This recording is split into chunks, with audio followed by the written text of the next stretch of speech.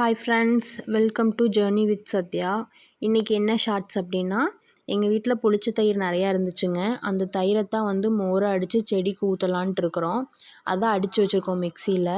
இப்போ என்ன பண்ணுறேன் அப்படின்னா, வாட்டர் பாட்டிலில் மோர் ஊற்றி செடிக்கு அடிக்கிறதுக்காக மூடியில் ஓட்டை போட்டுட்ருக்கேங்க.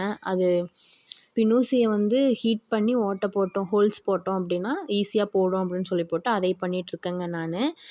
அப்புறம் இந்த 1/2 லிட்டர் மோர் இருந்தது அப்படின்னா அதில் 2 லிட்டர் தண்ணி ஊற்றி 2யும் மிக்ஸ் பண்ணி அதுக்கப்புறம் செடிக்கு ஊற்றணும். வெறும் மோரை மட்டும் ஊற்றக்கூடாதுங்க. இப்படி ஊற்றினா தான் செடி நல்லா வளரும். மோர் அடித்ததில் வெண்ணெய் நிறையா மிதங்கிட்டு இருந்தனால அந்த வெண்ணெய் மட்டும் தனியாக எடுத்துகிட்ருக்கேங்க.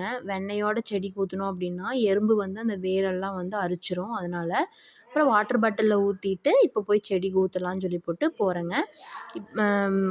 பூச்செடிக்கு மட்டும்தாங்க ஊற்றினேன். செம்பருத்தி, ரோஸ் செடி இந்த மாதிரி பூச்செடிகளுக்கு மட்டும்தான் மோர் அடிக்கிறோம். இது காய்கறி செடிக்கெல்லாம் அடிக்கலைங்க. அதான் மோர் அடிச்சிட்ருக்கேன் பாருங்கள்.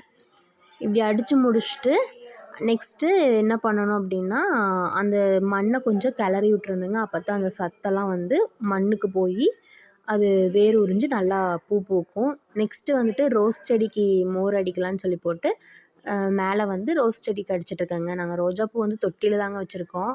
அதுக்கு அடிச்சிட்ருக்கேன். அவ்வளோதான் ஃப்ரெண்ட்ஸ்.